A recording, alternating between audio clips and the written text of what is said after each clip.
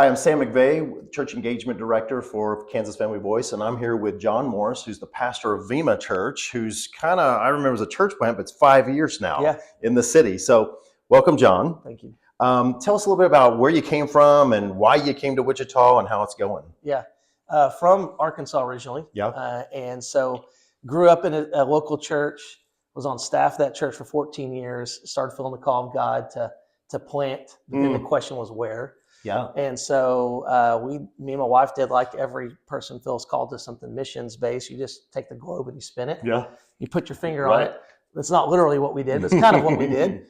And Wichita ended up in a list of cities of like, hey, we're going to pray through these cities. But out of those list of cities, Wichita was the one that we'd never been to. Wow. So we said, let's go there first. So we came up here on a weekend in February. It was rainy, it was cold, it was gray. And God spoke to us, this is your new home. And so it wasn't the beauty of the plains, it was just the voice of God. Wow. And so that was in February of 2019. By July 2019, we were living here. Wow. And so planted Vima January 2020. Amazing. And then here we are. That's great. So. Well, you guys are doing a fruitful work here. We love it. We're talking to you right now because we work with Engaging the Church to Minister Government. You do a great job in this. Among all the missions that you do, I know you think about this subject. Yeah. So tell us, why do you think the church should minister or be engaged at some level with government? Yeah, well, it's a very interesting conversation because so many people say, church and government should be separate and church shouldn't get political, and Jesus wasn't political. And so you can look at that a lot of different ways, but everything that Jesus said has a transformative engagement with us. Even like the Sermon on the Mount, you can say, well, that's not a political thing. Well, it's affecting us as individuals, and us as individuals are in political things. We vote, we participate, we're engaged in. My kids are in schools, so I care about what's going on. And so it's a unique conversation, I feel like, because it's one that we have to be engaged in. And so, for me as a pastor, I look at these conversations and say, if anything, the church is called to be the salt and the light, like a city on a hill. Right. And so how are we avoiding those places if we're called to be a city on the hill? And so to me, those things are not against each other. I think they've got to be threaded together.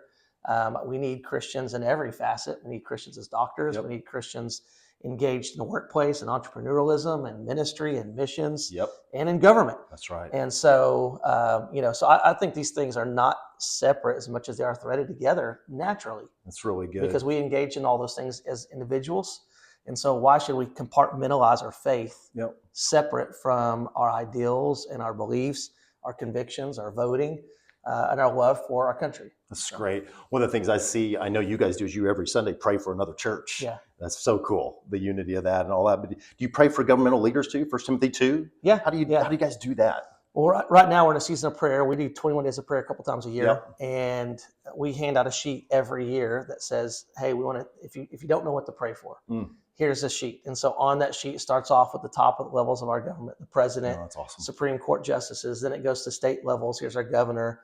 Here's our state Republican, representatives. Democrat. You pray for both? All of them. Yep. That's great. Yeah, they all need it. That's awesome. And then it gets down to local, city council, mayor, and then we get down to even other things like our teachers and our, those who are coaches and faculty members. And it gets down to church, your small group leader. So we have a list of here's people in leadership that you should be praying for. That's great. Missionaries. And so that's the whole front. And then the back of the paper has, who am I believing will come to know Christ. That's great. And so this is a fill in the blank. So the front of it, we give you the answers. The back of it, you got to ask yourself. That's awesome. What is it? What am I believing in faith for God to do? So good. What's a miracle in my life? And so we hand that sheet out every season of 21 Days of Prayer, and people just fill it out and they pray. And it's a way for them to engage and teach them how to pray for certain people and call them out by name. I love it. And so, we very much love for people. That's great, man.